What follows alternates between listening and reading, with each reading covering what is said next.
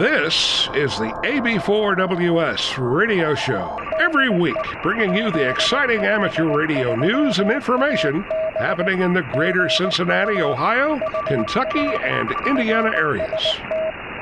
The AB4WS radio show can be found on the Apple Podcast app or your favorite podcast application. The stories about the importance of amateur radio in real-life emergency situations continue to be told and should be used as an example for us to explain our hobby to those that are not familiar with the importance of amateur radio. The most recent story comes from a situation in southeastern Kentucky, which is told by Jack, KY4TPR, who knew that something was wrong when he received the phone call from Otis, W4IOD. And Odie's first question was, "Jack, are you on duty?" You see, Jack, KY4TPR, is a sergeant with the Kentucky State Police and an active ham radio operator. Otis went on to explain that he was hearing a ham on one of the linked repeaters in eastern Kentucky area who was calling for assistance with a medical emergency. Jack grabbed the radio and tuned into the repeater in Shelbyville, Kentucky, which is linked to the others via All-Star, which is an analog voice over IP system which allows repeaters and nodes to link all over the country. Many of the repeaters in eastern Kentucky have All-Star nodes linked to them to facilitate inter-repeater communications. There was a young ham on the air who said that he had no cell phone service and was in need of EMS for a fallen 18-year-old male patient who had fallen and possibly broken ankle and was falling in and out of consciousness. Jack and Otis worked to determine the location of the victim in a rural area within the Cumberland Falls State Park. Jack contacted the Kentucky State Police dispatchers, who also dispatched for the Kentucky Park Rangers, who were dispatched and headed that way to help locate the victim. Kentucky State Police Post 11 dispatchers, being fed the information by Jack, KY4TPR, relayed the information to Park Rangers and EMS officials, who also were dispatched. A period of time later, the young ham radioed that the public safety personnel and first responders had arrived and providing care. This is yet another example of when all else fails, ham radio works. So if you're not a licensed ham radio operator, maybe you should consider getting your license. It just takes a little bit of study. No Morse code is needed anymore, and there are lots of resources and people out there that are willing to help you achieve your goal. If you are already licensed ham radio operator, it shows why you should always carry your radio with you, and whenever possible, listen to the radio and be ready to jump in and help. Another great example of ham radio benefiting the public good, saving lives when all other forms of communications fail.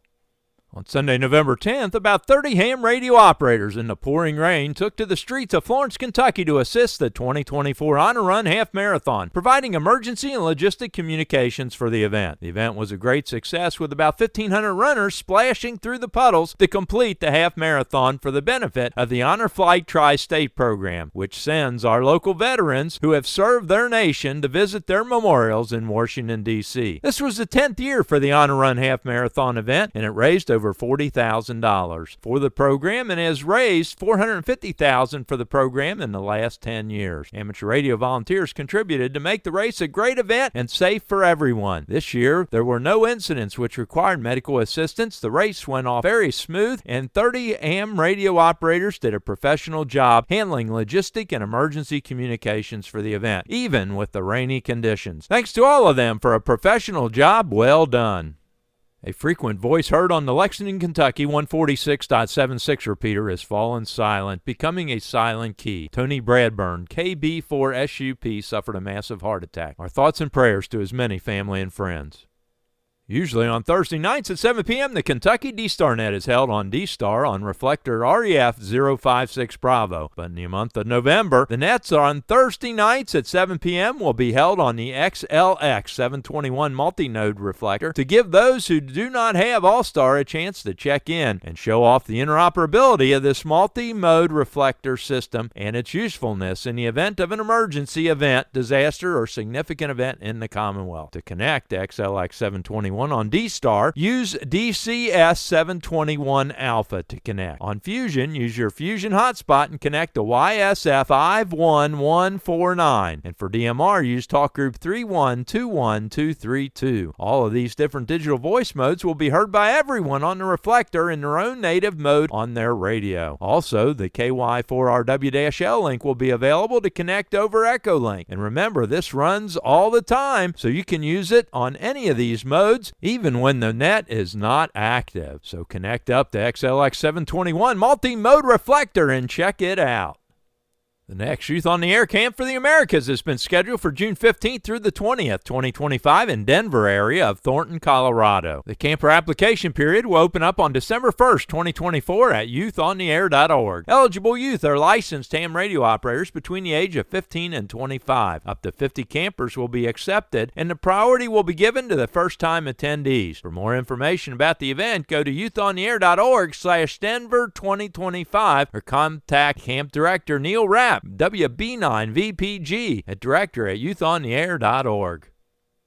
Are you interested in ham radio? Well, the folks in Western Kentucky are holding a ham radio talk across town or the world introduction to ham radio meeting on November 12th at 6 p.m. at the KC United Methodist Church, 195 Kentucky 94 West in Fulton, Kentucky, where they're going to talk about the wonderful and exciting world of ham radio, what ham radio operators can do, and how you can get your license, and explaining all aspects of ham radio to all ages. If you're interested in attending, RSVP to Ben Rudy by emailing benrudy at ben.rudy@uky.edu. On November 14th, the Queen City Emergency Net will be meeting at 7:30 p.m. at the Red Cross Building, 2111 Dana Avenue in Cincinnati, Ohio, and they're welcoming all guests to the meeting. The Monix Group will be meeting on November 16th at 6 p.m. at the Donato's Pizza on Donnemar Drive in Bellevue, Kentucky. Come on out and join them for some radio fun. Are you interested in using a computer with your amateur radio hobby? Well, tune into the Newcomer and Elmer's Net on the Okayan Amateur Radio Society repeater of 146.670 with a PL tone of 123.0 on November 17th at 7 p.m. where Robert, K4PKM, the net control, will discuss the use of computers in ham radio. Perhaps he will explore some applications that you have never thought of before. On November 18th, the Northern Kentucky Amateur Radio Club will have their meeting at 7 p.m. at the Bethesda Community Church, 989 East Mount Zion Road in Independence, Kentucky. This is the election meeting, and at the October meeting, the election team announced the slate of candidates that were nominated and accepted nomination for officer positions in 2025 and closed nominations. The slate of candidates will be President Todd Sayers, KY4TLS, Vice President Rod Milligan, KY4ROD, Secretary Doug Cooper, KE4DTC, Treasurer Fred Neal, W0NKY, and Director Frank Austin, KI4QFL. Since the nominations were then closed and there's no opposition in any of these positions, it was decided to add a program to the meeting as well. So President Todd Sayers, KY4TLS, will be presenting on how to be a net control operator and how to use NetLogger. So come on out and get some training so you too can enjoy what it's like to be a net control operator on the net. The Milford Amateur Radio Club will hold their November meeting on the 21st at the Golden Corral Eastgate, 4394 Glen Estee, Withamsville Road in Cincinnati, Ohio, as their annual dinner meeting. All are welcome, whether you're a member or not. Please RSVP on the MilfordHamRadio.org website. Are you interested in amateur radio emergency communications? Well, if you are, I encourage you to attend the Amateur Radio Emergency Team in Northern Kentucky meeting on November 25th at 7 p.m. at the Bethesda Community Church, 989 East Mount Zion Road in Independence, Kentucky, where the emergency team's training team will give a great presentation that will start at the beginning of emergency communications and basically go over everything, including ARES, describing what it's for, what is emergency management and what their main objectives are, and how this all fits into the Amateur Radio Emergency Team in Northern Kentucky, and what duties members can expect to perform when the KY6ET team is activated. With the recent major hurricanes hitting the southeast United States and the devastation it caused, knocking out electric and communications, we have seen the importance of trained and organized amateur radio teams and how they can help the entire community. It also illustrates the importance for you to get involved and share your amateur radio skills in times of need. So come on out to the meeting and see if this is something that you might be interested in. Repeater news. Are you looking for the most up-to-date list of repeaters in the greater Cincinnati area? Well, I've compiled and tried to keep up-to-date an Excel spreadsheet of repeaters in the greater Cincinnati area. Tabs separate the bands, modes, and you can easily look up just for DMR repeaters or 2-meter analog repeaters and so on. The list includes 2 meters, 220, 440, 6 meters, D-Star, DMR, C4FM, P25, and some other classifications as well. Every time I update the file, I include the date in the file name so you know you have the latest update. To download the file, go to the AB4WS Radio Show Facebook page and go to the file section and download the most recent file. Any errors, problems, additions, or corrections, email me at ab4ws.radio@gmail.com. The Letcher County Amateur Radio Club has installed a 5-watt GMRS repeater on 462.55 with a PL tone of 103.5 on Pine Mountain, just outside of Whitesburg, Kentucky. So far, the coverage area runs to Harlan County line, to Payne Gap, and to the Twin Bridges area of Letcher County. It is an open GMRS repeater and open to all GMRS licensees. Thanks to Justin, KN4TRV, Tim, KK4W8, Chris, KQ4OXY, and Roland, AF4Y, for making this happen. Hamfests.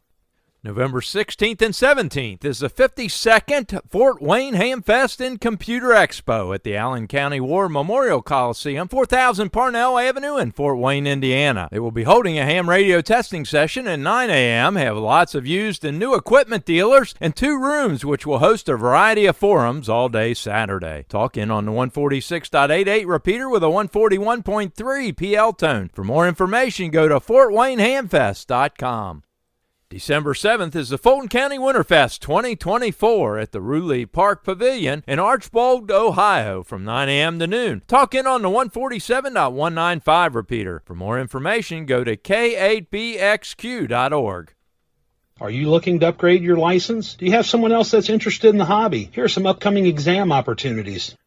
The Milford Amateur Radio Club holds amateur radio testing on the third Thursday of each month at 6 p.m. at the Miami Township Civic Center, 6101 Meyer Drive in Milford, Ohio. Please pre-register at milfordhamradio.org. The Dayton Amateur Radio Association has exams frequently. For their exam schedule, email exams.w8bi@gmail.com.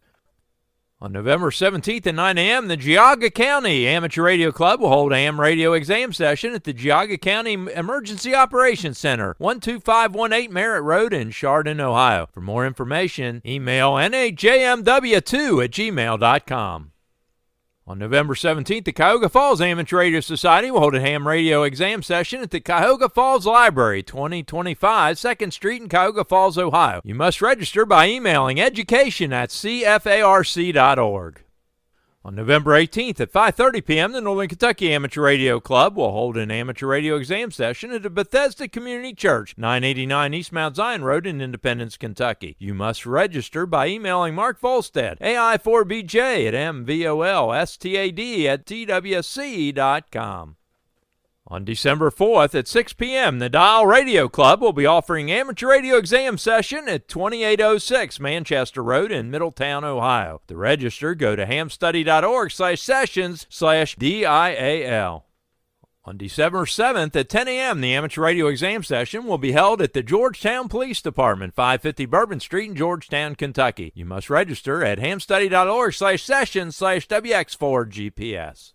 On December 7th at 10 a.m., the Silver Creek Amateur Radio Association will hold an amateur radio testing session at the Sharon Center United Methodist Church, 6407 Ridge Road in Wadsworth, Ohio. For more information, contact Daniel Kinford at 216-702-8384.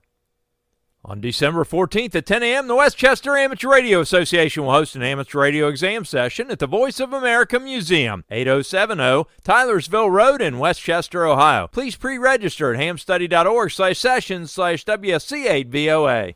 Special thanks to this week's content contributors: KY4TPR, KY4GW, WB8YYS, KD8ZLD, K9HIO, N8LAR, K4NKU. If you have something you think other amateur radio operators in the area would be interested in, send the information or your recorded audio file attached in an email to ab4ws.radio@gmail.com. Covering your amateur radio news and information in the greater Cincinnati, Ohio, Kentucky, and Indiana tri-state area. This is Jack Prindle, AB4WS in Big Bone, Kentucky.